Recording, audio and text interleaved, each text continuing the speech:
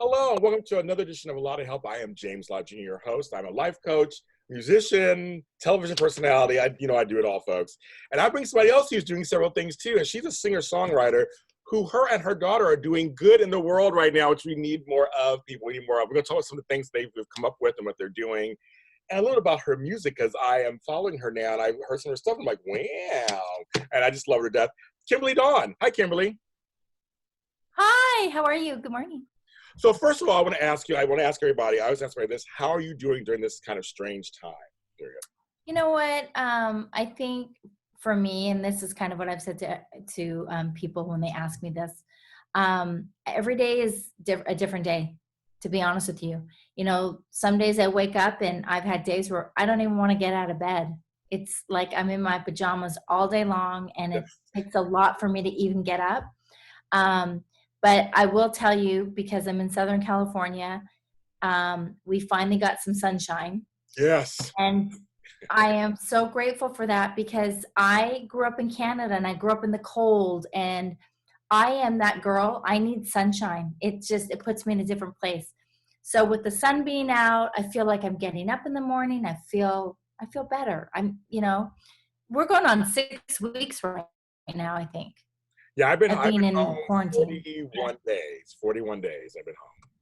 Yeah. So it's a long time. So, listen, I'm grateful that I am with my family. I'm quarantined with my family. So I'm grateful for that. So there's definitely silver linings in all of this, but it's definitely been tough. But I know it's been tough for everybody. Like I say, we're all in this together. We are. And I agree with you. Once the sun came out, like, thank you. Because I have a giant garden, and I love being in the garden. And so I'm like, I could be out in the garden finally. And all my stuff's blooming. And it does put you in a different mindset, doesn't it? It does put you in a different mindset. It does. It does. And so we're both in Southern California. Now, I was going to ask you, because we see the guitars back there. You see the engineering table. Yes. So have you been creative musically during this time period? I have. I've actually been writing a lot. I also play piano. Guitar is kind of a second instrument for me right now. I've been learning guitar, and I love it. I'm like obsessed. Isn't it similar to piano, kind of, and the chords and everything? It is, but it's like, man, just like, when you're playing and you want to be faster about switching a chord, and, it's like I get frustrated with myself, and I have to remind myself, hey, it's okay. Yes. Just take your time. I wasn't born like with these gifts where people can sometimes just pick up an instrument and play. Right. So, but yes, and I sit down at the piano and play a lot. So that's kind of my first instrument. But yeah, I have been creative. What kind of, without giving too much away, of course, it's your music, but what kind of stuff's coming out of you, do you think, right now? Currently? A lot of, last week I did write a song that was more uplifting, kind of like a summertime song, really happy, which was good. I needed that.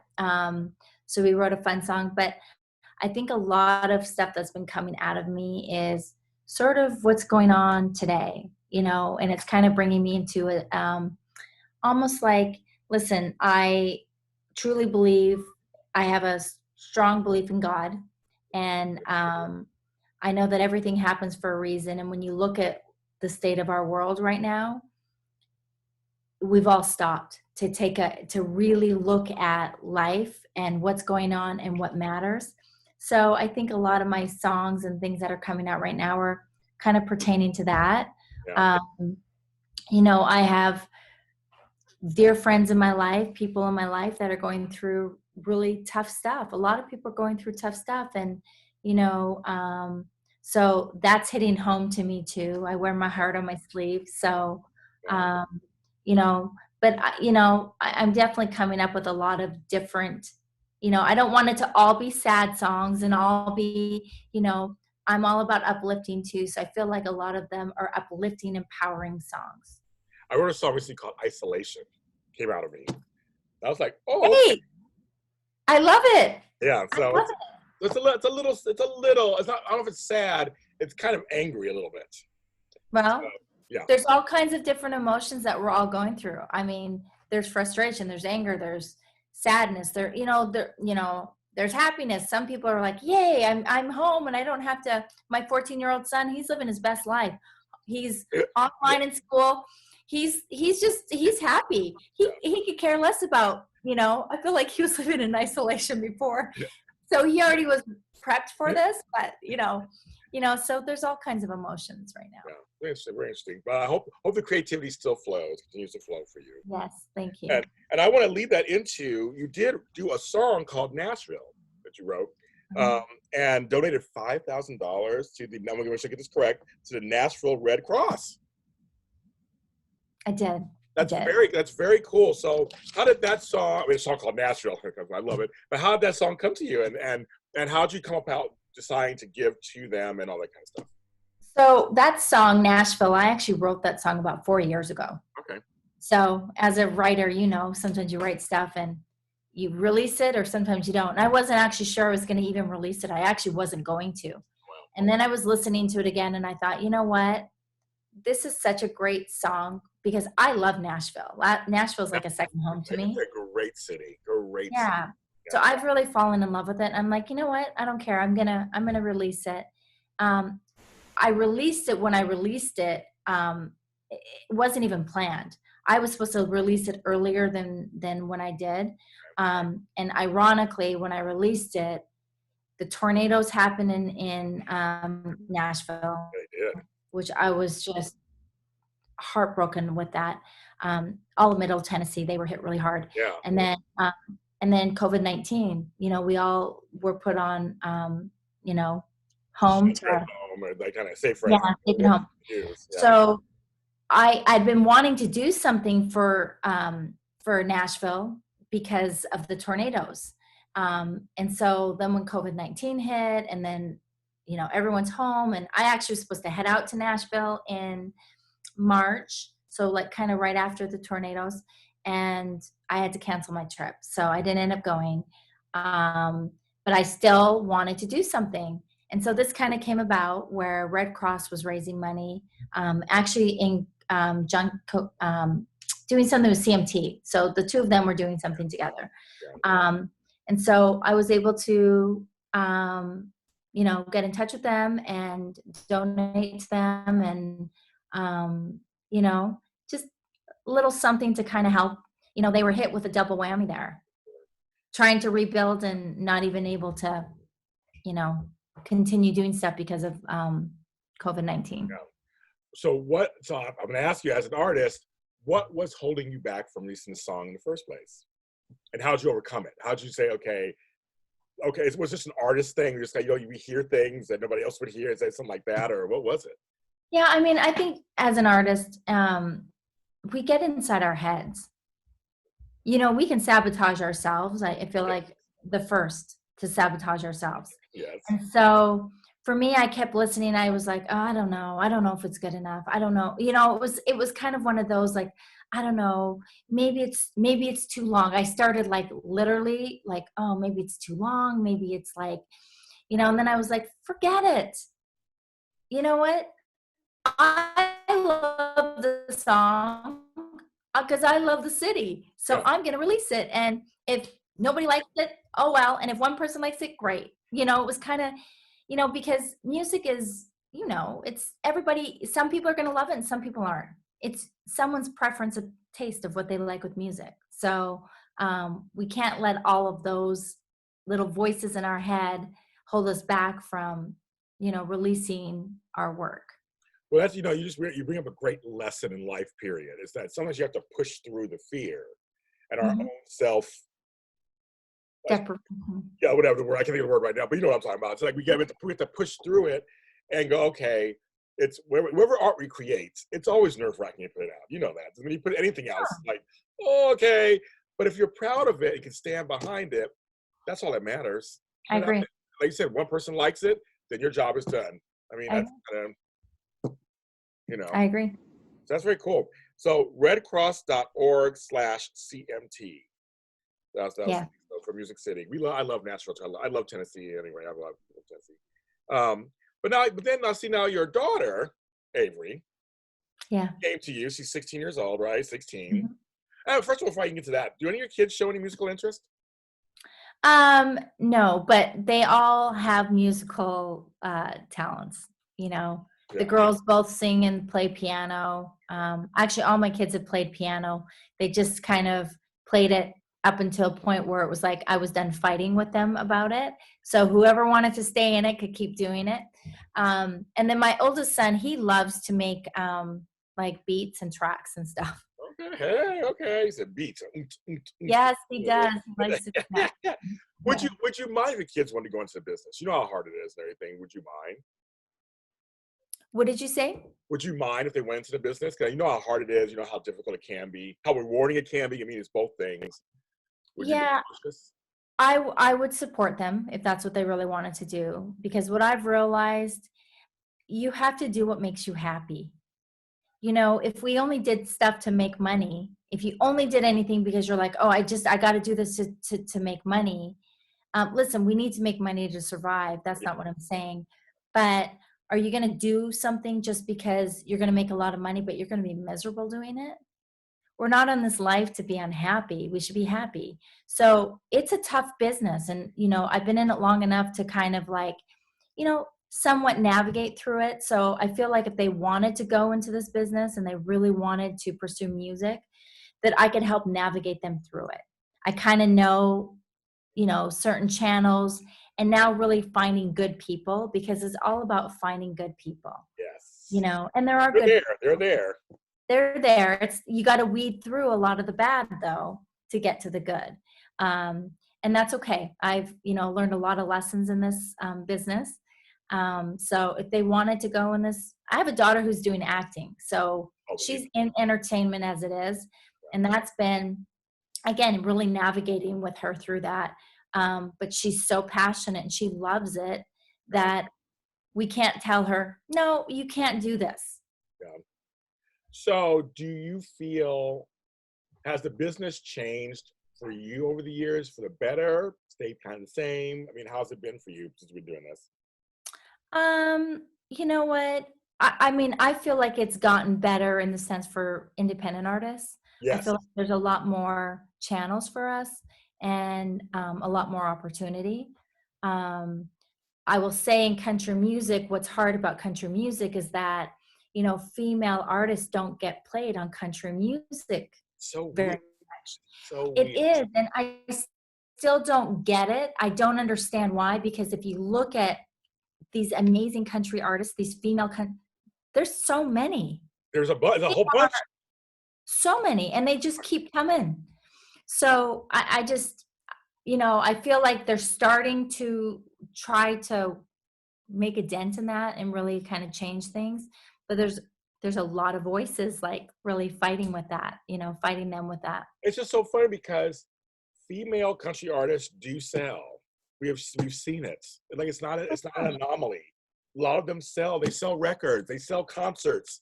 You know, tickets. They sell. I mean, they Yeah. draw in crowds. I don't understand. Other genres don't have that problem. It's so weird that country has that problem. Still, No, it's yeah, because if you look at pop radio, they don't. R&B, they don't. You know, it's like the female artists are like, they're treated differently in the sense where it's like they're played a lot. They're, you know, they're excited to play these amazing artists. But for some reason with country radio, it's been hard. And, you know, Casey Musgraves, I she love her. won all these Grammys, Yeah. you know, pushing her own album, and country radio really wasn't playing her stuff. And she won all these Grammys. I was so proud of her. And it was such a monumental moment, I feel like, for female country artists to really see that, you know what? We just have to keep pushing. Yeah. And I think I love her first of all. Her first album, I take death. Yeah. And I just want to tell you, but I mean, and again, the music's good. It's the same quality as a guy. Hmm. The songs are just as catchy as a guy's. You know, it's country music just like guys. Like I don't understand. I don't understand. I don't understand. There's so many of them. There are. And so hopefully boundaries will be broken soon to, you know, where it won't be this almost like a taboo to play a female country artist. It's kind of it's weird. I don't get it. I don't get it. So back to your daughter. So she comes to you with an idea because of what's going on with COVID-19. Can you explain what kind of how the beginnings of that happened? Yeah. So she came to me and, you know, as all the kids right now, they're at home doing their either online schooling or homeschooling, whatever they're doing. And so she's home and we've been doing all these different puzzles and stuff. And she's like, I really want to do something, Mom. I want to help. I said, well, what would you like to do? And I just spoken to my brother, who is a police officer in Las Vegas. Okay. And I was just asking him how the climate was there, what's going on there, how he's doing. And one of the things he said was, because I asked him, I said, do you guys have masks? And he said, I have a mask. Oh, I said, you have like just one mask? He's like, well, we haven't been able to get them. And I was just like, oh my gosh, okay. So after I hung up with him, I had said, wow, like they can't even get masks right now. right. And so Avery said, Mom, we should, I want to raise money, and let's donate masks. Everybody needs them. All the frontline, Frontline people do. Yeah. all need it. Yeah. And you kept hearing it on the news. So I said, okay, let's start working on this and finding a way to get some masks. And she said, I'll start a GoFundMe. And she did. She set up the GoFundMe, and we just sent it out to her friends and my friends, my husband's friends, and started getting those donations in. And it was amazing how people, even some of her little friends that had, they don't have a lot of money, and they're donating like $5 or $20. And it was like, you know what? That's amazing. I mean, if someone donated $1, that's amazing. It is. That dollar still goes to helping us buy these masks. I try to people all the time, a penny is a penny, but 100 pennies is a dollar. A dollar is a dollar, but $100, it all adds up. I mean, it does make a difference. It does. Give whatever you can. Really, give whatever you can. I mean, like, it really can be that $2 you give could be what puts you over the limit, over the goal you wanted. I mean, you never know, or it goes towards one more mask that can be purchased, right? Exactly. So I'm really proud of her. She really just, as they say, took the bull by the horns. I think that's the saying. That's the saying, girl. And she has really done really well with it. I'm really proud of her. And well, not just did well. I just want to read this. Not just really well. You guys were able to purchase at the time of this 4,000 K-N95 face masks. Mm-hmm. 4,000. Yeah. That's good. That's not nothing to sneeze at. That's good. So you guys did a great job. You were able to get enough money to finance that to actually purchase them. Right. And we have more masks coming like soon. I think another, like 8,000 masks or something coming. Yeah. It's amazing. I was reading the stuff. It's like, it's amazing. So you started distributing them with the Burbank Police Department. Yeah. Burbank Probation Department, Thousand Oaks Sheriff's Department, and the local Los Angeles and Ventura County hospitals. That's great. Every place that needs it. All the places that need it down here, they need it. There's so much need still. There's so much need. Yeah, there is more, isn't it? I mean, it's the GoFundMe page is Masks for Heroes. So it's masks and the letter and the number 4 heroes. Yeah, like hashtag masks. Oh, sorry, hashtag. Yeah. Hashtag. That's amazing. No, that's amazing. So I mean, you must then. I mean, she obviously got her giving spirit from her mother. So it must be this kind of, your family, you guys all about giving back to the community. I guess they see this from you, maybe you and your husband, they see you guys doing that, and that's what you got the idea, you think? Yeah, I mean, I think they've grown up in a household where we try to be, giving. I mean, I've been involved in so many different charities over the years. Casa Pacifica is a home for abused and neglected children, and it's out in Ventura. It's in Camarillo, California. And I've been involved with them for probably 12, 13 years. And so they've seen that over the years. And my husband's very involved in different charities. So we just, we like to give back. And to be honest with you, I feel like we're the ones that are blessed because of it. Even Avery, she said, it just feels so good to the smile on her face to be able to help. Yeah. We're the ones that are blessed for being able to do this. Yeah. No, you are. No, I mean, I call everything the village mentality. We're all part of the village. Like you're part of my village now, part of the village, that we should help the village. I mean, that's the whole thing. I mean, that mentality goes back to time when you help the elders looked out for the young people. Like we all helped each other. Yeah. The community comes together, and whatever little part you can do is still contributing. That's the great Right. part. I love that. Listen, we're all in this together. We all live in the same world. We breathe the same air. You know, we need to just all, you know, help each other. I know. It's like I say again, it's a strange time period, but beautiful things can be born They out can. of tragedy and crisis. Yeah. I believe that. And And I've been watching people do create things. I'm seeing a lot of musicians and actors and comedians doing things on Instagram, doing things on Facebook, creating charities and doing. I saw some drag queens the other day doing some stuff for charity.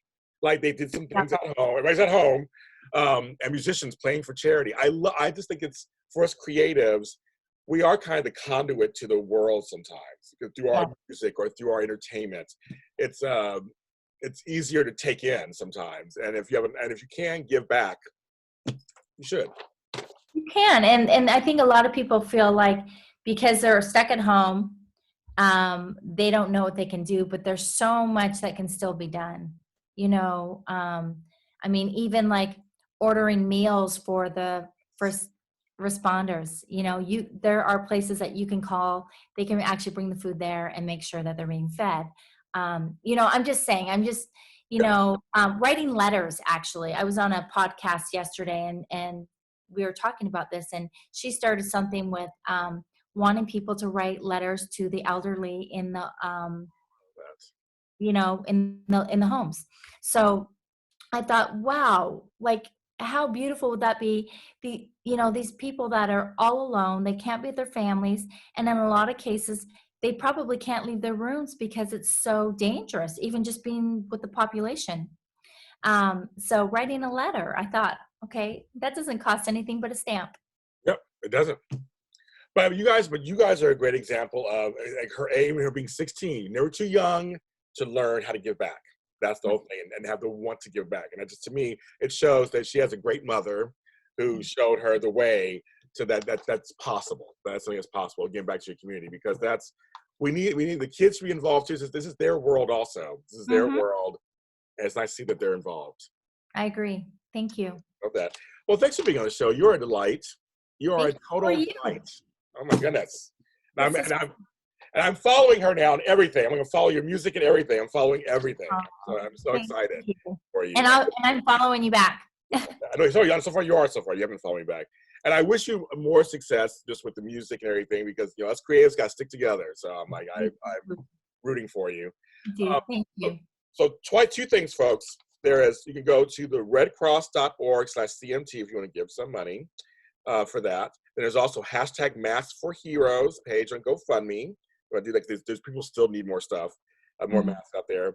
She's at officialkimberlydawn.com. It's a great website. Go there and check her out. And I'll take you to all of her stuff everywhere and follow her there. So thank you. Thank you. And I wish you the best of luck with everything that you're doing too, really. Thank you. And everybody out there, this is a lot of help. We're James Lott Jr. We're everywhere. So go to a lot of help and find us there. We're there. When you see us, like, subscribe, comment. We're on YouTube at JLJ Media. We're on iHeartRadio, Spreaker, Spotify. Everywhere you can go, you can find this podcast. Her episode will be there, and all of the other episodes I've done will be on there also. And share this with anybody you think needs to hear this and needs to hear this great story that's going on, and to find her music also. I'm James Lott Jr. Please stay safe and sane.